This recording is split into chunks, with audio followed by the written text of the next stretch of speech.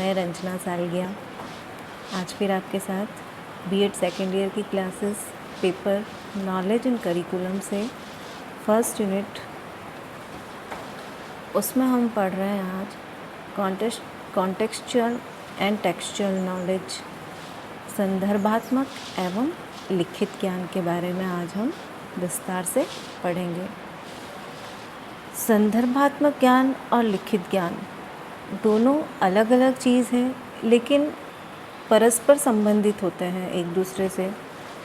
संदर्भ कहें हम, जैसे रेफरेंस कहा जाता है उसे, या लिखित टेक्स्ट और संदर्भ होता है तो वह किसी विषय में दिया जाता है, किसी ज्ञान के विषय में दिया जाता है जो पहले से जाना गया है, उसके विषय में संदर्भ प्राप्त करना और उसी संदर्भ के विषय में या संदर्भ देकर दूसरों को समझाना उस चीज़ के बारे में।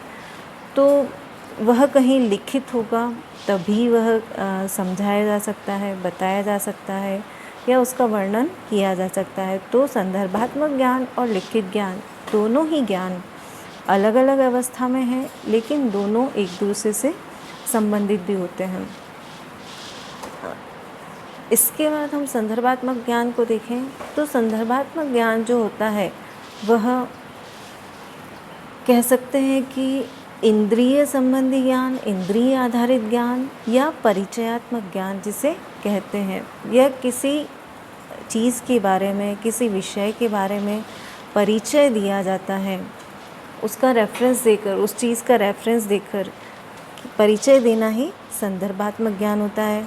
जैसे हमें दिखाई दे रहा है कि वो पौधा है तो छोटा है जिसे पौधा कहा जाता है, और अगर वह बड़ा हो जाता है तो वह पेड़ का रूप ले लेता है।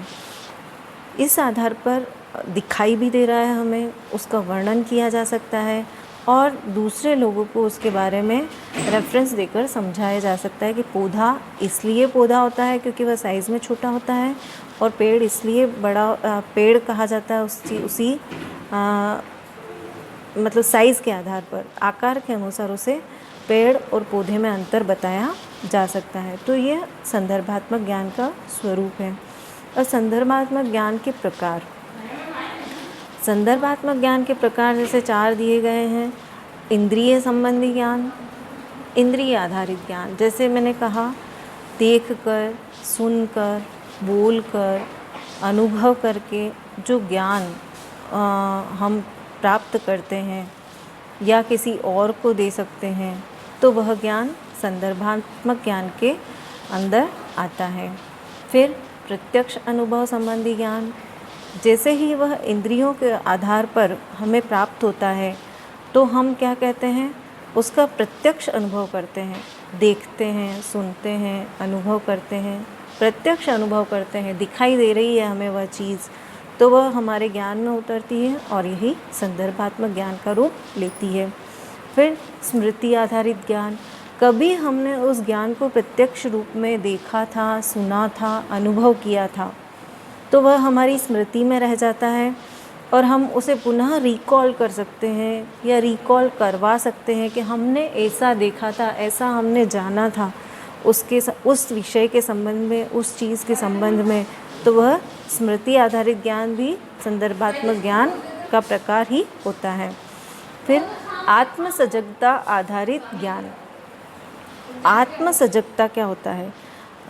अंदर से, हमारे अंदर से जो फीलिंग्स आना, तर्क, विचार या उस संबंधित मानसिक जो विचार होते हैं, हमारे मानसिक स्थिति जो होती है, सजगता उसी पर आधारित होती है। हम कितने सजग हैं किसी भी विषय के बारे में या विषय के ज्ञान में, हम पढ़ते हैं हमेशा, देखते हैं हमेशा, अनुभव करते हैं, तो उसको हमारे तर्क के आधार पर किस प्रकार से प्रस्तुत करते हैं, विचारों को किस प्रकार से प्रस्तुत करते हैं या आगे संचारित करते हैं, वह आत्मसजगता आधारित ज्ञान होता है। उसी चीज़ को बताना, जैसा हमने अनुभव किया प्रत्यक्ष ज्ञान को, वैसा दूसरों को बताना, समझाना, अपने विचार व्यक्त करना, यह आत्मसजगता आधारित ज्ञान होता है। यह भी संदर्भात्मक ज्ञान का एक स्वरूप होता है। संदर्भात्मक ज्ञान की शैक्षिक उपयोगिता क्या होती है? संदर्भात्मक ज्ञान तो समझ लिया हमने, प्रकार देख लिए, उसके तथ्य जो होते हैं वो देख लिए। अब संदर्भात्मक ज्ञान की शैक्षिक उपयोगिता क्या होती है, शिक्षा में हम उसे किस प्रकार से उपयोग में लाते हैं। नंबर फर्स्ट देखें हम, शिक्षण विधियों का आधार। पढ़ाने के लिए हम शिक्षण विधियों का उपयोग करते हैं। जैसा हम फर्स्ट ईयर में पढ़ के आए हैं, हम स्कूल्स में पढ़ाने भी गए, बच्चों को पढ़ाया हमने। हम जो लेसन प्लानिंग करते हैं वो मेथड्स के आधार पर होती है, किसी न किसी मेथड पर आधारित हम शिक्षण करवाते हैं, बच्चों को लेसन प्लान बनाते हैं। तो शिक्षण विधियों का आधार जो होता है वो यह संदर्भात्मक ज्ञान ही होता है। पहले पढ़ाया गया, हमारे शिक्षकों द्वारा हमें ये बताया गया कि शिक्षण की जो ये मेथड्स हैं, ये विधियाँ हैं, यह उपयोग में लाई जाती है। क्यों?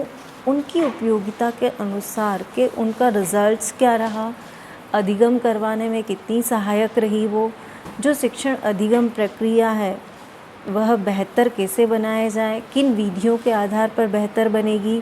तो हम जो सबसे अच्छी मेथड जो मानते हैं, प्रयोजनात्मक विधि, क्रियात्मक विधि, जो हम अभी काम में लेते हैं बच्चों को पढ़ाने के लिए विद्यालयों में, तो क्यों लेते हैं?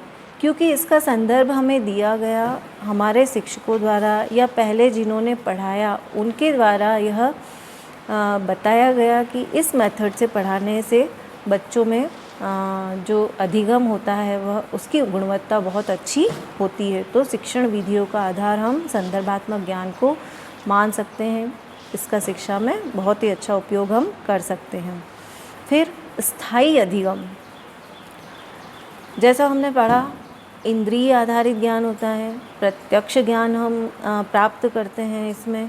तो प्रत्यक्ष ज्ञान और इंद्रिय आधारित ज्ञान जो होता है वह स्थायी होता है, हमारी मेमोरी में हमेशा के लिए फिक्स्ड रहता है कि इस चीज़ को हम इसी तरह से देखेंगे। जैसे बताया गया हमें कि पृथ्वी का आकार गोल होता है, तो हमारे दिमाग में वह फिक्स्ड है कि पृथ्वी का आकार गोल ही होता है। हम किसी और को भी बताएंगे तो पृथ्वी का आकार गोल होता है ऐसा ही बताया जाएगा। हम जैसे देखते हैं, ग्लोब देखा हमने, पृथ्वी का आकार किस तरह से देखते हैं, हम ऐसे तो देख ही नहीं सकते खुली आँखों से, तो हम बच्चों को ग्लोब दिखाकर समझाते हैं कि पृथ्वी का आकार इस तरह का होता है। तो बच्चों के अंदर स्थायी अधिगम होता है, तो यह भी शैक्षिक उपयोगिता में आता है। फिर है प्रभावी शिक्षा अधिगम प्रक्रिया, शिक्षण अधिगम प्रक्रिया। शिक्षण विधियाँ हम चुनते हैं, स्थायी अधिगम इसके द्वारा होता है। तो जो शिक्षण अधिगम प्रक्रिया होगी उसकी गुणवत्ता में डेफिनेट है कि अच्छी गुणवत्ता का अधिगम हम छात्रों को करवा पाते हैं। इसके आधार पर संदर्भ दिए जाने पर बच्चों को स्थायी अधिगम करवाया जाता है। तो उस संदर्भ को देखकर तो संदर्भात्मक ज्ञान हम प्रस्तुत करते हैं, दिखाते हैं, अपने अनुभव व्यक्त करते हैं। इस प्रकार से शिक्षण अधिगम प्रक्रिया को हम प्रभावी बना सकते हैं। फिर रुचिपूर्ण अधिगम के लिए उपयोगी, सभी की रुचि अलग अलग विषयों में होती है। किसी को साइंस पढ़ना ज़्यादा अच्छा लगता है, किसी को मैथ्स पढ़ना ज़्यादा अच्छा लगता है, कोई कॉमर्स लेता है, कोई आर्ट्स लेता है। आर्ट्स में भी डिफरेंट सब्जेक्ट्स होते हैं, डिफरेंट वो अलग अलग लेने का प्रयास करता है और अलग अलग विषयों के बारे में सोचता है, और उसी प्रकार की उसकी मानसिक जो विकास होता है वह उसी के अनुसार उत्तरोत्तर प्रभावी बनता जाता है उस विषय में।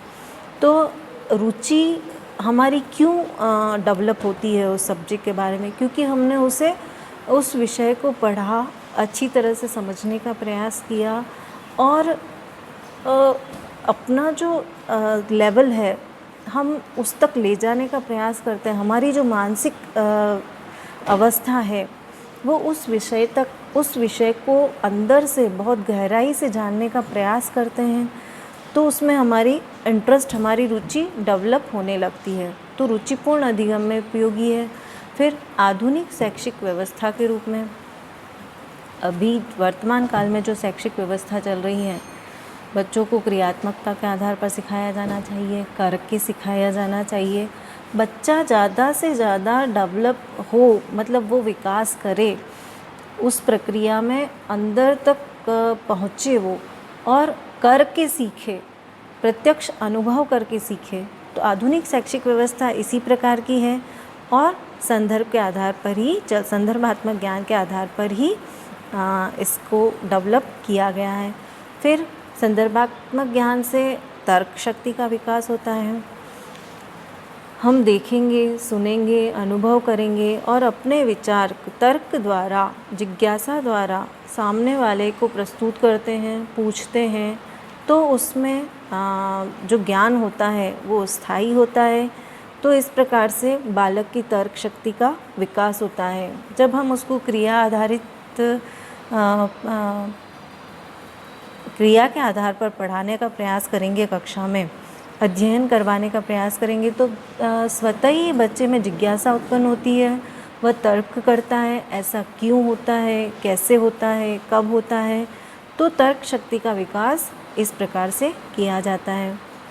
फिर इंद्रियों की क्षमता का विकास इसके द्वारा किया जा सकता है। बच्चों की सुनने की, बोलने की, भाषाई विकास, अनुभव करने का विकास, उस चीज़ को देखकर वह कितने अपने विचार अच्छी तरह से व्यक्त करता है, यह कहना। हम कक्षा में बच्चों को एक्टिविटी देते हैं, एक नाम दे देते हैं, या एक घटना होती है, या हम शैक्षिक भ्रमण पर ले जाते हैं बच्चों को और उसके बारे में रिपोर्ट बनाने के लिए कहा जाता है। तो यह क्या है, बच्चों की इंद्रियों की क्षमता का विकास, वह उसको किस तरह से देख रहा है, और तर्क शक्ति का विकास कि उसका उस घटना के बारे में या उस भ्रमण के बारे में अपने विचार वह किस प्रकार से व्यक्त करता है, वह रिपोर्ट राइटिंग किस तरह से कर पाता है। तो यह संदर्भात्मक ज्ञान की उपयोगिता। फिर शारीरिक एवं मानसिक क्रियाशीलता, बच्चों का इसमें शारीरिक विकास भी होता है, मानसिक विकास भी होता है, और एक्टिविटी बेस्ड जो लर्निंग होती है, टीचिंग एंड लर्निंग, उसके द्वारा वह अपना संपूर्ण विकास कर सकता है।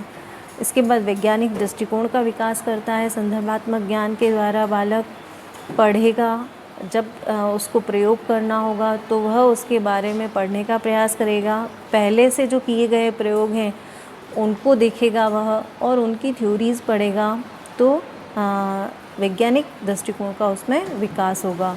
वो उस बारे में पिछले जो कार्य किए गए हैं उस प्रयोग के बारे में, तो वह उसका रेफरेंस भी उस प्रयोग में देगा कि पहले उन्होंने ऐसा किया और उसी को ऐसा किया जा रहा है।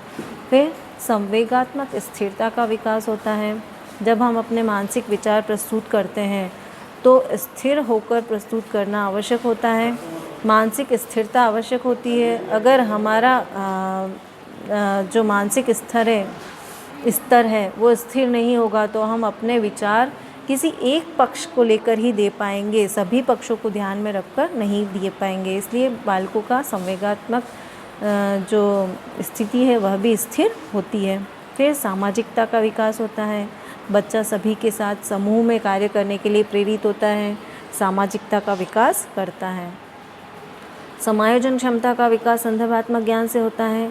समाज में रहकर कार्य करेगा, समूह में रहकर कार्य करेगा, तर्क शक्ति विकसित होगी उसकी, तो वह समायोजन करना सीखता है। परिस्थितियों के साथ समायोजन, लोगों के साथ समायोजन, सभी तरह के दोस्तों के साथ समायोजन करना वह सीखता है। तो यह है संदर्भात्मक ज्ञान का शैक्षिक उपयोग। फिर हम देखते हैं, इसके बाद आता है हमारा लिखित ज्ञान। लिखित ज्ञान क्या होता है? लिखित ज्ञान को हम तथ्यात्मक ज्ञान या वर्णनात्मक ज्ञान भी कह सकते हैं। किसी भी चीज़ के बारे में फैक्ट जो लिखा हुआ होता है, वर्णन किया गया होता है, विवरण किया गया होता है, देखकर हम, पढ़कर हम उसके वर्णन को पढ़ सकते हैं। लिखित अवस्था में जो ज्ञान होता है, जैसे हमारे टेक्स्ट बुक में होता है, रेफरेंस बुक्स में होता है, लिखा हुआ ज्ञान जो है वह लिखित ज्ञान के रूप में जाना जाता है। यह कहीं ना कहीं संदर्भात्मक ज्ञान से भी जुड़ा हुआ है। जैसा पहले मैंने कहा था, यह परस्पर साथ में ही होते हैं, साथ ही कार्य करते हैं।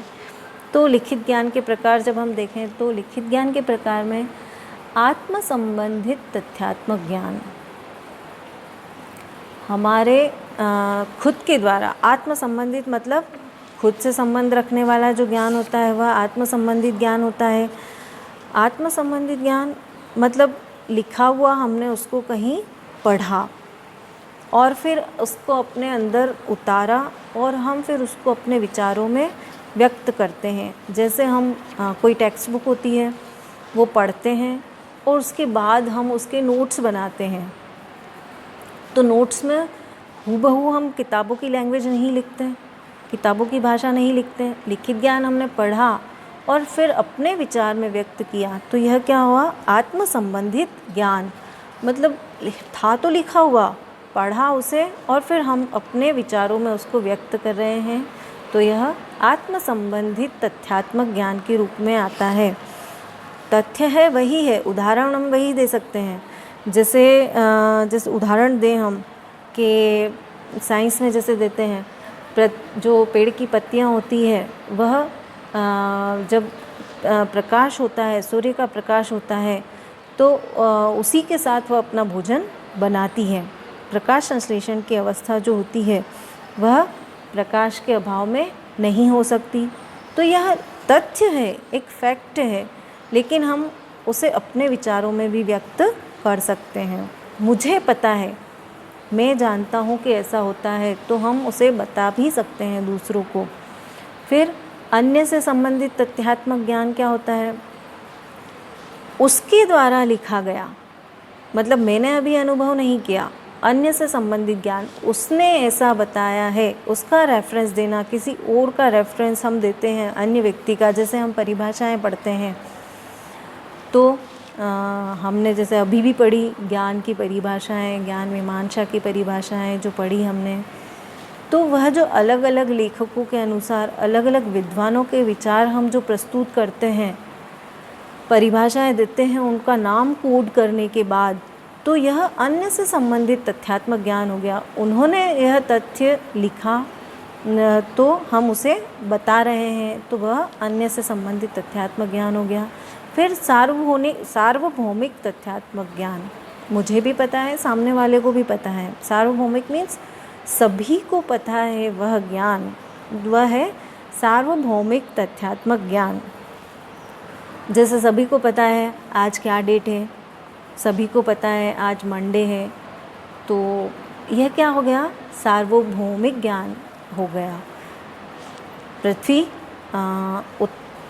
पूर्व से पश्चिम की ओर ही जाती है, दिन जो उगता है वह पूरब से उगता है सूर्य और पश्चिम में जाता है, तो यह क्या हो गया? सार्वभौमिक ज्ञान है, सभी को पता है। कोई मैं कहूँ अगर कि सूर्य उत्तर दिशा से उगता है, तो यह गलत बात होगी, यह ज्ञान नहीं कहा जा सकता।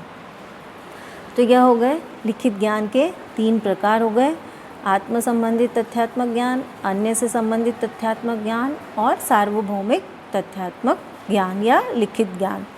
अब लिखित ज्ञान की शैक्षिक उपयोगिता, शिक्षा में क्या उपयोगिता है? तो सबसे पहले तथ्यों का क्रमबद्ध प्रस्तुतिकरण। जो तथ्य होते हैं, फैक्ट्स जो होते हैं लिखित ज्ञान में, उनका क्रमबद्ध प्रस्तुतिकरण किया जाता है। क्रमबद्धता अगर नहीं होगी तो वह ज्ञान किसी को समझाने के लायक नहीं होता है। जैसे हमने अभी शुरू किया ज्ञान तथा पाठ्यक्रम, जो पुस्तक शुरू की हमने, उसकी फर्स्ट यूनिट शुरू की, तो सबसे पहले हमने फर्स्ट यूनिट है हमारी ज्ञान मीमांसा, ज्ञान तथा ज्ञान मीमांसा। तो ज्ञान क्या होता है सबसे पहले हम ये जानेंगे, फिर उसके बारे में किसी और के विचार क्या हैं वह जानेंगे, ज्ञान मीमांसा क्या होती है वह जानेंगे, फिर हमने ज्ञान और सभी चीज़ों में अंतर पढ़ा, फिर फैक्ट्स ऑफ नॉलेज पढ़े, ज्ञान के तथ्य हम पढ़ रहे हैं। तो यह क्या है? क्रमबद्धता, आपस में जुड़े हुए पॉइंट्स हैं।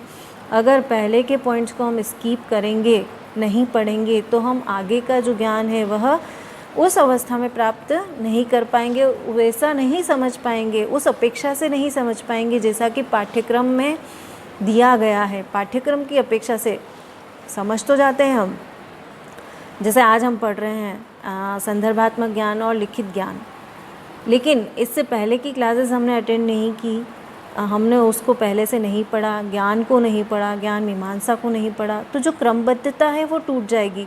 पाठ्यक्रम की जो अपेक्षा है बालक को समझाने की, छात्रों को समझाने की, वह अपेक्षा पूर्ण नहीं कर पाएंगे। तो जो क्रमबद्धता होती है, क्रमबद्ध प्रस्तुतिकरण जो किताबों में किया जाता है, टेक्स्ट बुक में किया जाता है, वह निर्धारित रहती है किससे? लिखित ज्ञान के आधार पर। फिर शिक्षण अधिगम की प्रभावशीलता, क्रमबद्धता से चलेंगे तो शिक्षण भी उसी क्रम में पूरा होगा और अधिगम भी उसी क्रम में हम पूर्ण कर सकते हैं और उसको प्रभावशील बना सकते हैं। क्रमबद्धता के आधार पर जो पाठ्यक्रम की अपेक्षा है वो पूर्ण की जा सकती है, उसे उसी प्रकार से समझा जा सकता है। उचित शिक्षण विधियों का ज्ञान, जो लिखित अवस्था में है, जो पहले के प्रयोग किए गए हैं, उनकी गुणवत्ता जांची गई है, विधियों को बनाने के पश्चात उन पर शोध किए गए, रिसर्चेस की गई, उसके आधार पर जो लिखित ज्ञान प्राप्त होता है कि यह शिक्षण विधि इस तरह के बालकों को पढ़ाने के लिए उपयोगी है, तो हम उसी विधि का उपयोग हम अपने शिक्षण में करते हैं, जिससे अधिगम और शिक्षण की प्रक्रिया प्रभावी बनाई जा सके।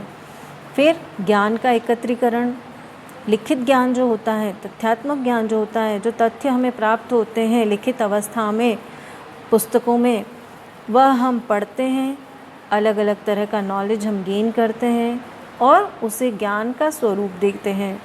तो ज्ञान का एकत्रीकरण लिखित ज्ञान के द्वारा कर सकते हैं।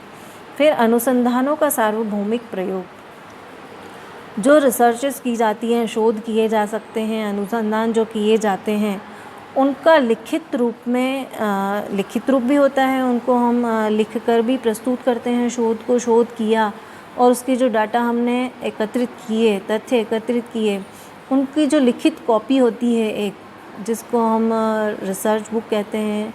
डिसर्टेशन जो लघु शोध होता है वो डिसर्टेशन के रूप में होता है। पीएचडी थीसिस के रूप में जो रखे जाते हैं कॉलेजेस में, यूनिवर्सिटीज़ में, तो इनका उपयोग आजकल तो नेट पर भी उपलब्ध है, ऑनलाइन। जैसे ही आपने किस टॉपिक पे रिसर्च किया तो आप ऑनलाइन डालोगे तो जिस व्यक्ति ने उसके बारे में रिसर्च की है, शोध किया है, वह आपके सामने खुल कर आ जाता है और किस प्रकार किया, उसने क्या तथ्य प्राप्त किए। तो यह सार्वभौमिक उपयोग, लिखित ज्ञान का सार्वभौमिक उपयोग हमारे द्वारा किया जाता है, सभी के द्वारा। सार्वभौमिक मीन्स सभी के द्वारा उस लिखित ज्ञान का उपयोग किया जा सकता है। फिर विद्यालयी व्यवस्था में उपयोगी होता है। विद्यालय में हम पुस्तकों के द्वारा पढ़ाते हैं, बच्चों को यह पता होता है कि हमें इस क्रम में इसके आगे से आगे उत्तरोत्तर क्या पढ़ना है। फिर पाठ्यक्रम एवं शिक्षा क्रम के निर्माण में सहयोगी, पाठ्यक्रम और शिक्षा क्रम सिलेबस एंड करिकुलम जो बनाया जाता है वह लिखित आधार पर ही बनाया जाता है, लिखित आधार पर बालकों को दिया जाता है। तो यह जो प्रक्रिया होती है पाठ्यक्रम और शिक्षा क्रम के निर्माण की, यह पहले जो लिखा गया है उसे पढ़ा जाता है, उसके ऊपर जो शोध किए गए उन्हें पढ़ा जाता है, फिर उसमें क्या परिवर्तन किया जाना आवश्यक है। इस प्रकार से यह पाठ्यक्रम और करिकुलम, सिलेबस और करिकुलम का निर्धारण किया जाता है। जैसे अभी रिसेंटली 2020 की शिक्षा नीति जो आई है नई, वो किस प्रकार से आई है, उन्हीं प्रकार से पहले की शिक्षा नीतियों पर शोध किए गए थे, उसके बारे में विचार जाने गए। अभी जो आधुनिक शिक्षण व्यवस्था है उसके बारे में सभी विद्वानों से, इवन सभी से, हम भी, हमारे लिए भी ओपन था कि हम सभी उसमें अपने विचार प्रस्तुत करें। तो हम ऑनलाइन जाकर अपने कमेंट, अपने मैसेज उसको डाल सकते थे। तो उन जो विचार आए सभी के, उन विचारों को जोड़कर जो ये नई शिक्षा नीति बनाई गई, उन विचारों का इम्प्लीमेंटेशन करके, तो इस प्रकार से यह निर्माण किया गया। तो लिखित ज्ञान के आधार पर इसका निर्माण किया गया। फिर शैक्षिक उद्देश्यों के निर्माण में सहयोगी, हमारे शिक्षा देने के उद्देश्य क्या होते हैं। हम जैसे बनाते हैं, लेसन प्लानिंग करते हैं, तो हम अपने शिक्षण के उद्देश्य सबसे पहले लिखते हैं कि शिक्षण के ये उद्देश्य हैं हमारे। तो उन उद्देश्यों का निर्धारण हम जो निर्माण करते हैं, निर्धारण करते हैं, वह पहले जो लिखित उद्देश्य थे उनको हमने पढ़ा, फिर उसमें हम और क्या ऐड कर सकते हैं उन उद्देश्यों में, और क्या नया उद्देश्य जोड़ सकते हैं, तो उसके आधार पर हम उद्देश्यों का निर्धारण या निर्माण करते हैं। फिर विभिन्न विद्वानों के विचार जानने में सहयोगी होता है लिखित ज्ञान। हम किताबों में पढ़ते हैं विभिन्न विद्वानों के विचार, क्या क्या उन्होंने कही बात, तो उनका जो विचार होता है वह लिखित ज्ञान से हमें जानने में सहयोग प्राप्त होता है। फिर सामाजिक गुणों के विकास में उपयोगी, हम सभी तरह की किताबें पढ़ते हैं, सामाजिक नैतिक मूल्यों वाली किताबें, टेक्स्ट बुक पढ़ते हैं, पाठ्यक्रम से संबंधित किताबें पढ़ते हैं, धार्मिक पुस्तकें पढ़ते हैं। तो इन सब किताबों में जो लिखा है ज्ञान, वह हमारे अंदर सामाजिक गुणों का विकास करता है। हमारी संस्कृति हम पढ़ने का प्रयास करते हैं, सभी अभी लिखित रूप में मिल जाती है। तो जो भी हम पढ़ते हैं उससे हमारा और छात्रों का शैक्षिक गुणों का विकास होता है और यह शिक्षा में उपयोगी होता है। इसी तरह से नैतिक गुणों का विकास भी, सामाजिक गुणों के साथ हम नैतिक गुणों का विकास भी लिखित ज्ञान के द्वारा करते हैं और करवाने का प्रयास करते हैं। यह हो गया हमारा लिखित ज्ञान और संदर्भात्मक ज्ञान। Thank you for watching this. Next class में मिलेंगे। Thank you.